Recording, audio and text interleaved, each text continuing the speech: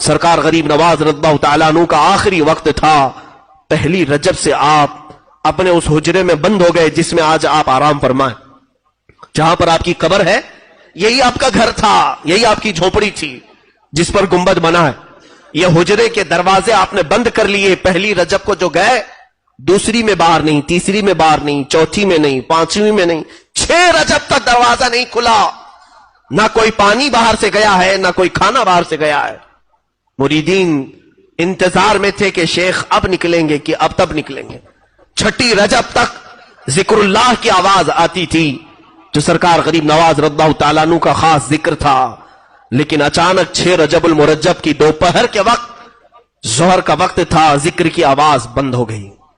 ذکر کی آواز بند ہوئی تو موجود جو آپ کے مریدین متوسلین تھے, دروازہ توڑ کر جب وہ اندر گئے تو دیکھا ایک چارپائی پر آپ نہایت ہی آرام سے سوئے ہیں. آپ کی پیشانی سے پانی کے قطرے ٹپک رہے ہیں اور جسم ایسا لگتا تھا جیسے کوئی غسل دے کر کے سلایا ہے. بہت ہی نفیس اور عمدہ خوشبو اس چارپائی سے آ رہی ہے. اور جو موجود بزرگ ہیں وہ فرماتے ہیں جیسے ہی ہم نے غریب نواز کو پیشانی پر بوسہ دینے کا ارادہ کیا, آپ کی پیشانی پر واضح طریقے سے یہ لکھا ہوا دیکھا, ھذا حبیب اللہ مات فی حب اللہ, یہ اللہ کا حبیب ہے, اللہ کی محبت میں چلا گیا. یہ جملہ آج بھی دربار غریب نواز کی چوکھٹ پہ لکھا ہوا ہے. آج جانا تو اس جملے کو دیکھنا کہ غریب نواز کی وفات کے وقت آپ کی پیشانی پر یہ جملہ لکھا ہوا تھا. وہ اللہ والا اللہ کی محبت میں دنیا سے گیا ہے اور ہزاروں کو نواز کر کے گیا, اب بھی نواز رہا ہے. دربار غریب نواز میں ہماری عقیدت قبول ہو جائے.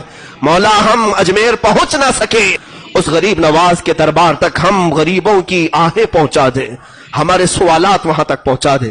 اے رب ذوالجلال, عطا تو ہی کرتا ہے. دروازہ غریب نواز سے ہم تیری بارگاہ میں سوال کرتے ہیں.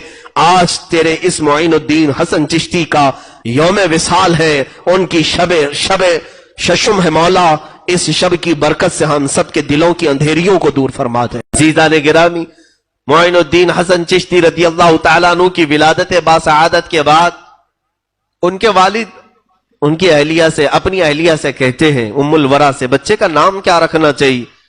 ام الورا کہتی ہیں, مشورہ چل رہا تھا شوہر بیوی میں, پہلا بچہ ہے تو ماں کہتی ہے سرکار غریب نواز کی, ہمیں مشورے کی ضرورت نہیں, بلکہ میں اس بچے کے حمل کے دوران کئی بڑے مشائخ کو خواب میں دیکھا ہے اور انہوں نے مجھے مبارکبادی دیتے ہوئے کہا ہے کہ تیرا پیٹ حسن ہو, تیرا مولود حسن ہو.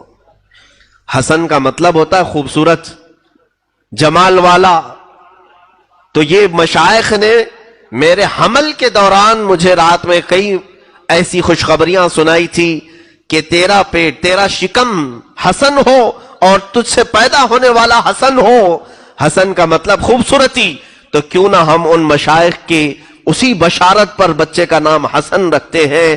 اور پھر جب ان دونوں نے حسن نام رکھا تو غیب سے ندا آنے لگی, حسن معین الدین, حسن معین الدین, یعنی یہی حسن ہے جو دین کی مدد کرے گا.